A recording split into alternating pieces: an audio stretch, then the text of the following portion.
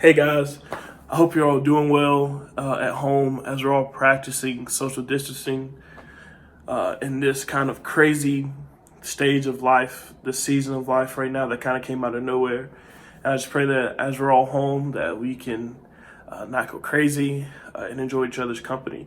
But even though we're enjoying each other's company and kind of getting some rest and a break from the normal routine of life, I just wanted to make sure that we still had a chance to listen to what the Lord wanted us to learn at youth and give you guys a chance to still meet with your small group because I know that we all love that. And I just know that you guys just miss hearing my voice. So I didn't want to deprive you guys of what you want. So here we are. So today we're going to be talking about how really small things can transpire into something bigger and grow. This is called the snowball effect. So a snowball effect, or the snowball effect, is when a snowball starts at the top of a hill and it's really small, but as it goes down the hill, it gets bigger and bigger and bigger because there's nothing stopping it. So it just keeps collecting and getting bigger and bigger and more destructive. And today we're going to look at that in the context of sin. Specifically, we're going to be looking at the life of David. Now, some of you may know David as the king, which he was. The David that defeated Goliath, which he did, and fought lions and bears, and was a man after God's own heart. And all these things are true, but there was a time when David fell into some temptation and allowed sin to, in his life, compound on each other, and he just got deeper and deeper and deeper. So what I actually want you to do is I want you to stop this video and read 2 Samuel 11. So pause this right now. I know you love hearing my voice, but pause right now and read 2 Samuel 11. No, for real, like stop the video and watch and read 2 Samuel 11. Cool. Now that you've done that, I'm just gonna give us an overview and point some things out that we may have missed, or that I know that I missed the first time I read this story. So the very first thing is David is the king, and he's supposed to go out and fight with his army.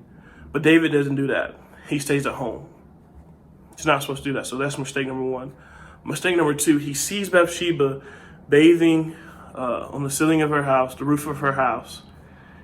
And instead of just going back in, David has her sent to him. And then his next mistake is when they say, hey, David, Bathsheba is married to one of your best soldiers. And David doesn't really care. He has her come anyway. So then, after the course of this night, Bathsheba gets pregnant. So then David brings Uriah home and tries to send Uriah to be with his wife so that Uriah can get her pregnant and kind of cover up what he had done. But Uriah was like, nah, fam, my people out here fighting. I can't do that. So then David has Uriah killed to further cover up what he had done and brings Bathsheba to be his wife. So we see how David goes from not being with his army to getting someone else's wife pregnant and then having him killed so that he can then marry her. And we kind of might say, Jalen, that's a little extreme. Something like that will never happen in my life. First of all, I can't be a king. But it's still very easy for us to make one small mistake, tell one white lie, tell one thing that, oh, this isn't really hurting anybody, but can unfold into something worse. And I kind of just want to think about a time in your life where this may have happened, or think about the potential of this happening.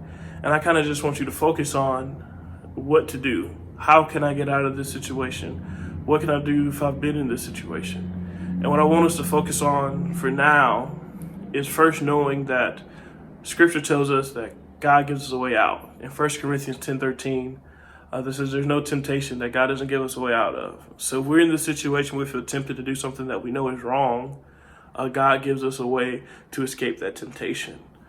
So even though you may find yourself in tempting situations where you're like, I don't really feel like I have a choice, God tells us that he provides a way out. We have to trust him.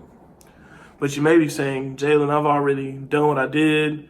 I told my parents I was going to be in one place and I end up here, and then this happened and this happened and this happened. Or, maybe it wasn't that serious to you, but maybe you looked off your classmates' homework and then you start looking off on this test And it just kept going and going and going. And now you realize you've cheated on so many tests and assignments that you don't really know how to feel about yourself. And to you, I want you to look at Psalms 51, 1 through 6. And that's Psalms 51, 1 through 6. And we see here, David is pleading to God for forgiveness. He knows that God is the only one that can forgive him. He knows that he has to turn to God. And in this time, he is forgiven. Now, David still has consequences for his sins. David still has consequences for what he did. But he has been redeemed and forgiven. So I want you to see both sides of this. On one side, God tells us we have a way out, so we never have to get to that point. But if we do, God still loves us and redeems us. And this is a beautiful thing to be. This is a beautiful place to be. And even if we're in the middle of it and we say, well, I've already given into this temptation, but it's not that bad yet.